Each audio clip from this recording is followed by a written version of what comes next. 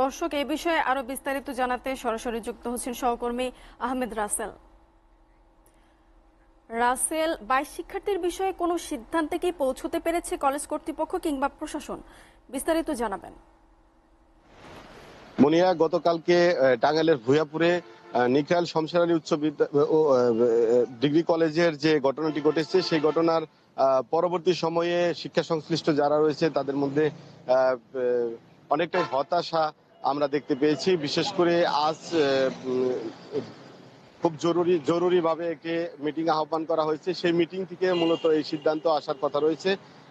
তবে এ বিষয়ে যে শিক্ষার্থীরা, যে 22 জন শিক্ষার্থী পরীক্ষায় অংশগ্রহণ করতে পারেনি, তাদের অভিভাবকদের সাথে আমি কথা বলেছিলাম। তারা কিন্তু জানিয়েছে যে একটি বছর তাদের জীবন থেকে হারিয়ে গেছে, মানে তারা পিছিয়ে পড়ছে। তো এই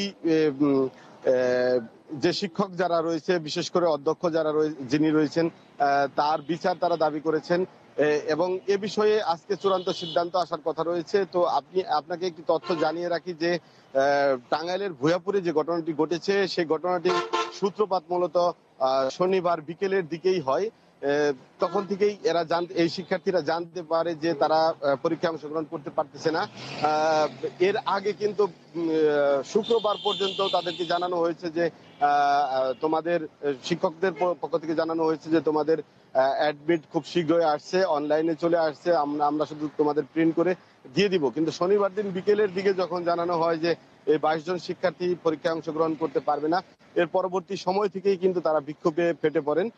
তো এর পরিপ্রেক্ষিতে প্রশাসনের পক্ষ থেকে যে আশ্বস্ত করা হয়েছে যে এই ঘটনায় যারা দোষী তাদেরকে চিহ্নিত করে তাদের বিচারের আওতায় আনা হবে, এমনটাই কিন্তু প্রশাসনের পক্ষ থেকে জানানো হয়েছে। তবে জেলা শিক্ষা কর্মকর্তা রেবেকা সুলতানা তিনি আমাকে জানিয়েছেন যে এ ঘটনায় এখন পর্যন্ত তিনি কোনো লিখিত অভিযোগ পাননি। তবে বিভিন্ন সংবাদ মাধ্যমে তিনি জানতে পেরেছেন যে এই ঘটনাটির সাথে কারা জড়িত, এই বিষয়ে তিনি খোঁজ খবর নিচ্ছেন।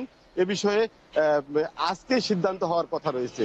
তো এই ছিল টাঙ্গাইলের ভূয়াপুরের 22 কলেজ শিক্ষার্থীর সর্বশেষ আপডেট। রাসেল, আপনাকে ধন্যবাদ।